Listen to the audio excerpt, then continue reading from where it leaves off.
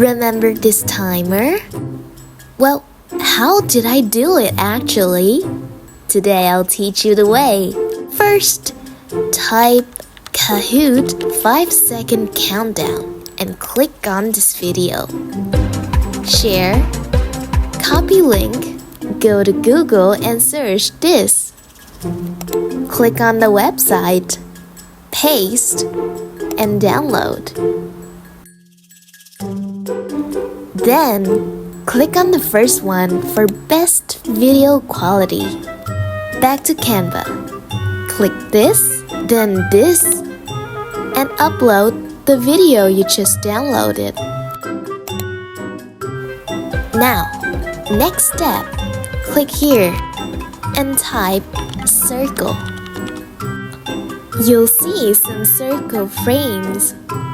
Click on this one. Here, now see the magic.